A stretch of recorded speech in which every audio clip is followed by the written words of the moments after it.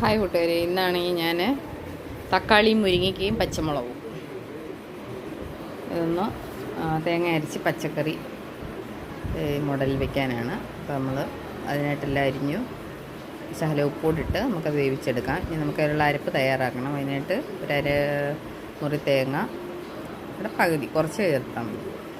ശകലം മഞ്ഞൾപ്പൊടി, ഇച്ചിരി മല്ലിപ്പൊടി, കുറച്ച് മല്ലിപ്പൊടി.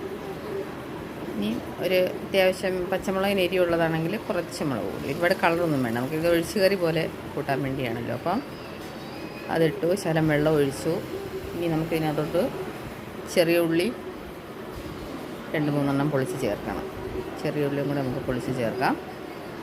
ഇതിൽ 2-3 വലിയ ചെറിയ ഉള്ളി, ശകല ഉലുവാപ്പൊടിയും കൂടെ കറിക്കകത്ത് നമ്മൾ പിന്നീട് ചേർത്തേക്കണം. അപ്പോൾ ഇത്രയും കാര്യങ്ങളാണ്. ഇനി നമ്മുടെ തക്കാളിയും മുരിങ്ങയ്ക്കൊക്കെ ഏകദേശം വെന്ത് വരുമ്പോൾ ഈ അരച്ച് വെച്ച അരപ്പ് അതിലോട്ട് ചേർത്ത് നല്ലതായിട്ട് തിളപ്പിച്ചൊന്നെടുക്കാം പച്ചക്കെടുത്ത്. പിന്നെ ആവശ്യമുള്ള ഉപ്പൂടെ ചേർക്കണം. നമ്മൾ അരപ്പ് ചേർക്കുമ്പോൾ എക്സ്ട്രാ ഉപ്പൂടെ ചേർക്കണമല്ലോ. ഒരു സ്പൂണുള്ള ഉപ്പൂടെ നമുക്ക് ഇതിന് ചേർക്കാം. ചേർത്ത് കഴിഞ്ഞ് നമുക്കൊന്ന് കടുവും കൂടെ തളിക്കണം. അപ്പോൾ നമ്മുടെ മുരിങ്ങയ്ക്ക ഒഴിച്ച് കറി റെഡിയായി.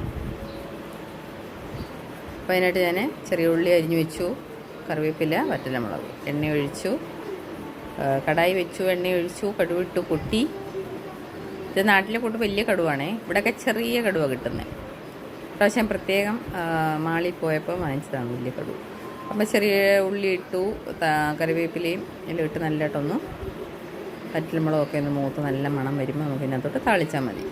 ഇത്രയേ ഉള്ളൂ, നമ്മുടെ അടിപൊളി ഒഴിച്ച് കറി റെഡിയായി. പെട്ടെന്ന് എന്തെങ്കിലും കറിയില്ലാത്ത ടൈമിലൊക്കെ എളുപ്പമൊന്ന് ഒരു കറി വയ്ക്കാനൊക്കെ പെട്ടെന്ന് ഒരുപാട് സമയം വേണ്ടല്ലോ. ചില തേങ്ങ തിരിങ്ങുന്നൊരു ജോലിയേ ഉള്ളൂ. പിന്നെ മുരിങ്ങയ്ക്ക കണ്ടിച്ചും കൂടെ എടുക്കുന്നത് താമസമേ വരുള്ളൂ.